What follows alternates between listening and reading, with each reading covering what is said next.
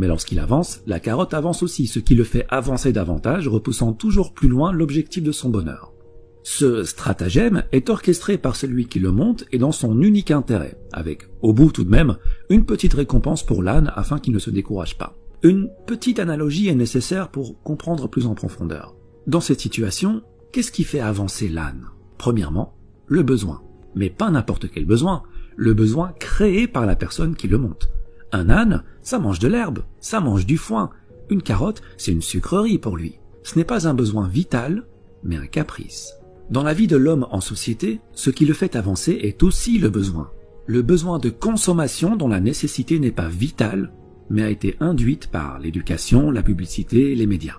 Deuxièmement, l'insatisfaction. Si tu donnes une carotte à l'âne à chaque fois qu'il parcourt 10 mètres, tu peux me croire, au bout d'un moment, il en aura assez de cette carotte et il arrêtera d'avancer. Chez l'homme en société, c'est pareil.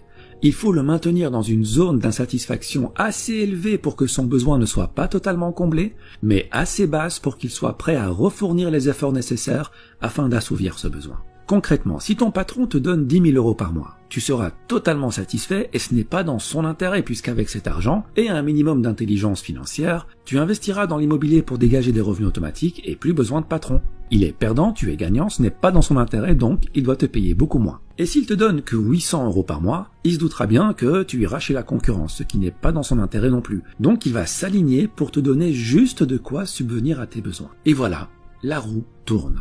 On t'a promis un avenir brillant et tu te retrouves à hypothéquer ton réel bonheur pour consommer davantage. C'est comme si on t'avait volé ta vie avant même qu'elle ne commence. 80% des gens sont coincés dans ce cercle.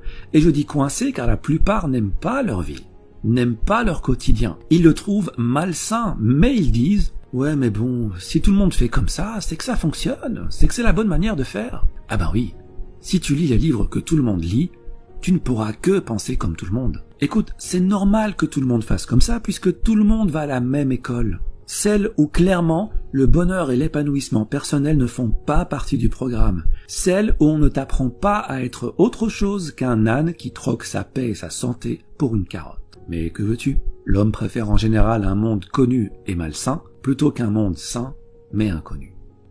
Bon d'accord, mais alors, que faire? Eh bien le plus important, c'est d'être satisfait. Pas forcément de ce qu'on a, mais de ce qu'on est. Et je ferai une vidéo sur l'importance de l'être par rapport à l'avoir. En gros, si tu fais partie de ces 20% de gens qui sont heureux dans leur métro, boulot, dodo et qui, pour rien au monde, ne changeraient leurs habitudes, c'est bingo, tu as compris la vie et je souhaite de tout cœur que le bonheur que tu ressens se perpétue. Par contre, si tu fais partie des 80% de personnes qui ont cette routine malsaine mais confortable alors qu'elle ne va pas dans l'intérêt de leur bonheur personnel, pose-toi la question. Qu'est-ce qui te rendrait vraiment heureux? Quitter ton job? Devenir ton propre patron? Vivre au soleil? Passer du temps en famille? Avoir une meilleure santé? Une fois que tu as trouvé ton pourquoi, une fois que tu as trouvé ce qui te rendrait plus épanoui, et j'insiste sur ton épanouissement, pas celui de tes parents, pas celui de tes professeurs, pas celui de ton patron, tu vas mettre toutes les chances de ton côté pour devenir cette personne. Car rappelle-toi que dans la vie, tu as le choix. Tu peux choisir de rester à accumuler 7 ans de ta vie devant la télé, car oui, à raison de 2h30 par jour sur 65 ans de vie, t'arrives à 7 ans. Tu peux aussi choisir de rester 15 ans à faire défiler les stories sur ton téléphone, comme tu peux choisir d'utiliser ce temps à te perfectionner dans ce que tu veux être. On dit que 50 heures de pratique dans un nouveau domaine peut déjà produire d'excellents résultats. Il faut jusqu'à 50 000 heures de pratique pour devenir un maître en la matière qui peut changer le monde. Mais en moyenne, 500 heures de pratique te permettront largement d'acquérir une nouvelle compétence, de la maîtriser et de pouvoir l'enseigner. Cela représente 13 semaines à raison de 38 heures par semaine, ce qui fait à peu près 3 mois et demi à plein temps. Si en 3 mois et demi, tu peux acquérir une nouvelle compétence et la maîtriser, combien pourrais-tu en acquérir sur 40 ans de carrière? Et des compétences, des opportunités, des champs de carottes, t'en as à la pelle. Donc voilà ce que tu vas faire. Tu vas arrêter la procrastination, car le temps passe vite et un jour arrivera où il n'y aura plus de lendemain. Tu vas sortir des rangs et marcher sur le chemin le moins fréquenté. Ton chemin, pas celui des autres. Celui qui te rend libre, celui que tu as choisi pour toi. Tu seras seul, c'est normal. Tu perdras le soutien de certains, c'est normal. Mais tu seras enfin ce que tu as toujours voulu être. tu suivras enfin cette petite voix à l'intérieur de toi qui t'a toujours appelé en vain et que tu as enfin décidé d'écouter. Et c'est ça le bonheur. Être notre véritable nous, tout simplement. Il y a un temps de vie qui t'est donné dès la naissance. La question n'est pas combien de temps. Ça, personne ne le sait. La question est comment tu utilises ce temps.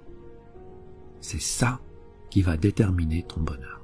Repère ce que tu veux devenir, crois en ce que tu veux devenir et agis pour le devenir. Il ne faut pas oublier que bien que le temps soit immortel, toi, tu ne l'es pas. Alors utilise-le sagement et marche sur le chemin qui te convient le mieux. Merci et à bientôt.